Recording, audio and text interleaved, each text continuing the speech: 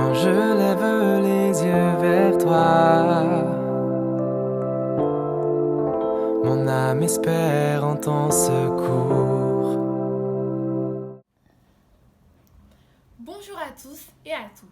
Je m'appelle Tessia Mayaoula et je suis enfant de Dieu. Et Dieu m'a mis à cœur de créer une chaîne YouTube où je parle de différents sujets comme les armes célestes ou des histoires comme David, Daniel, Ruth, etc. Et de vous partager des applis chrétiennes, des livres que j'ai bien aimés, des livres chrétiens, des louanges ou du rap chrétien. Dans mes vidéos, il y aura toujours une prière du jour et des versets encourageants en barre de description. Ma première vidéo s'intitule « Armez-vous des armes célestes ».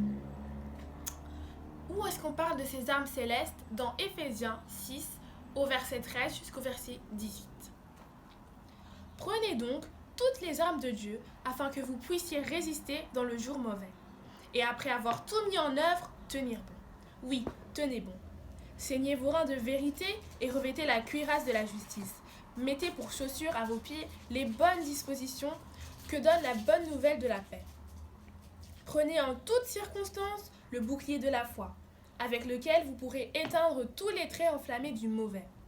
Prenez aussi le casque du salut et l'épée de l'esprit, qui est la parole de Dieu. Priez en tout temps par l'esprit avec toutes sortes de prières et de supplications.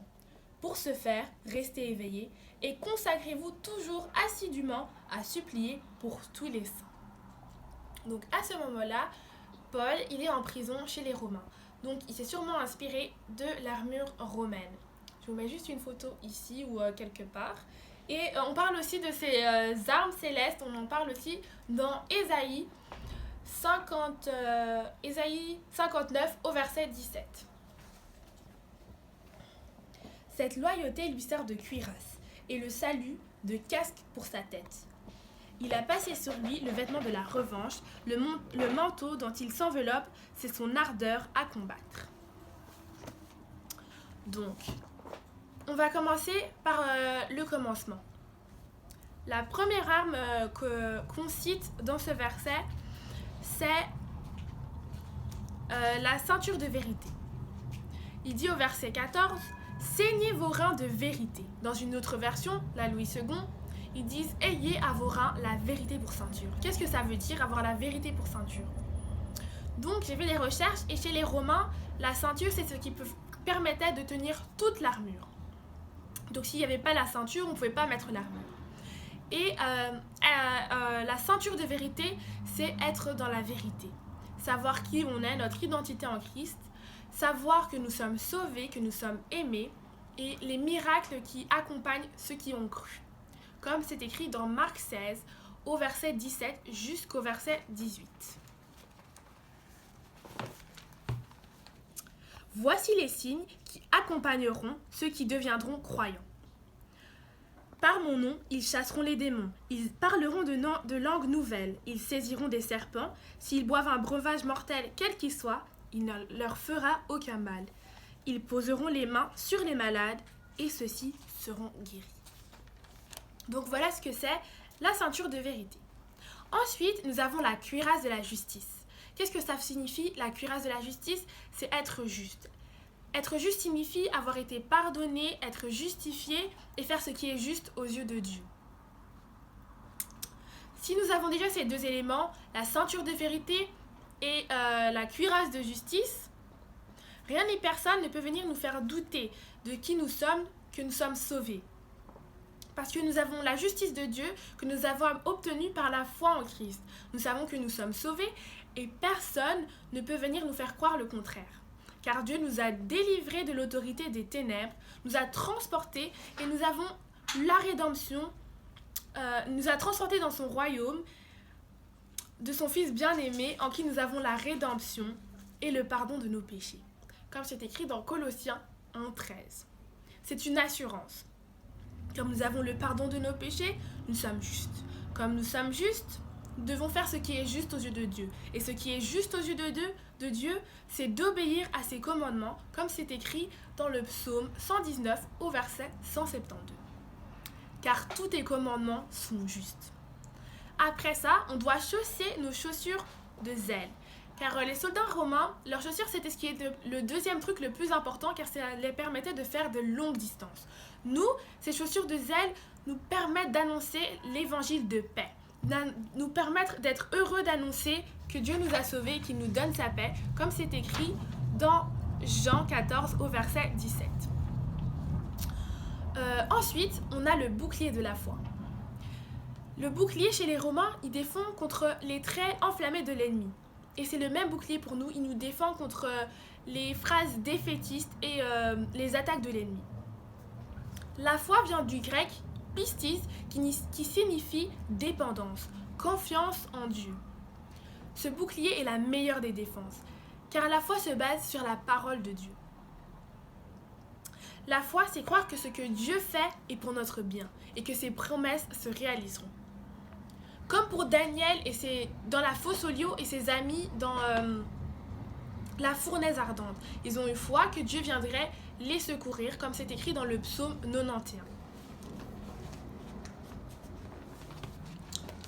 À partir du verset 5 jusqu'au verset 7.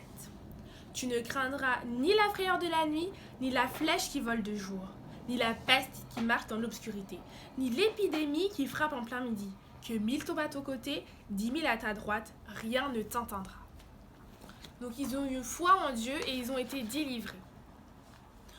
Ensuite, on a le casque du salut. Le casque du salut, c'est une espérance. C'est savoir qu'on a un sauveur qui nous a parfaitement sauvés et qui nous a libérés du joug du diable pour nous mettre dans un joug léger et doux. Pour finir, on a l'épée de l'esprit qui est la parole de Dieu. Pour trancher ce que les gens veulent nous dire, comme tu es nul, tu ne sers à rien, tu ne réussiras jamais. À ça, je réponds par la parole de Dieu. Je réponds, la Bible dit que je suis en haut et jamais en bas. Je suis la tête et non la queue. Comme Jésus a fait dans le désert contre les attaques du diable. Comme le dit Hébreux 14 au verset 12.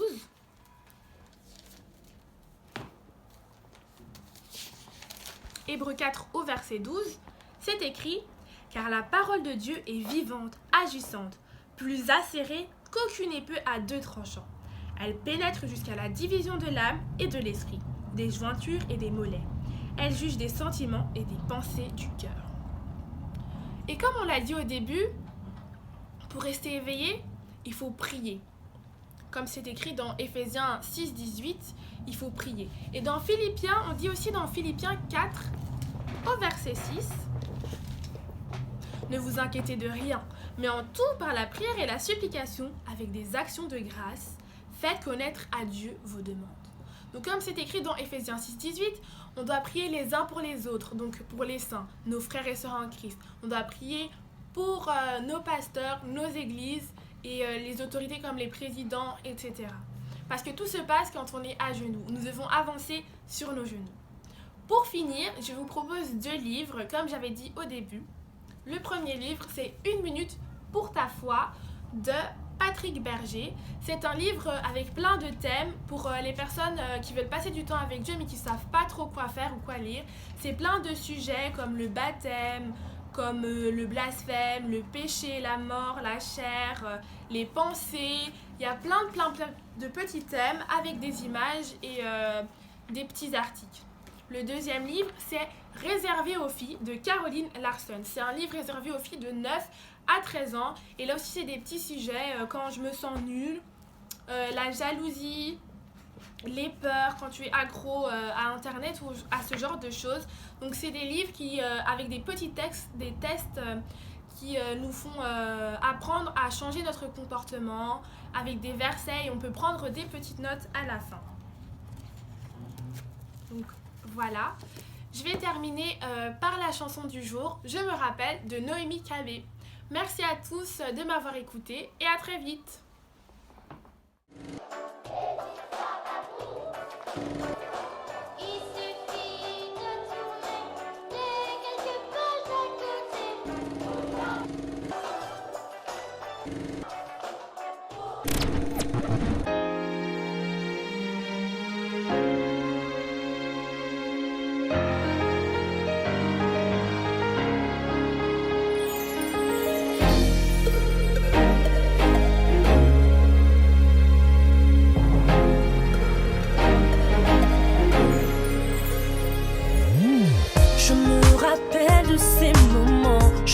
personne à qui parler, qui pour comprendre ma douleur. Je pleurais toute la nuit attendant le lever du soleil. La nuit m'a tellement meurtrie. Je suis désemparée, vers qui vais-je me tourner? Mes amis m'ont abandonné. J'ai l'impression d'être vide, de plus en plus fragile. J'espère tant de choses, mais toi seul c'est ce qu'il me faut. Quand survient le doute, je me rappelle. J'espère tant de choses, mais toi seul c'est ce qu'il me faut. Quand survient le doute, je me rappelle que tu as pris ma main, tu l'as serré fort pour que je me sente fort.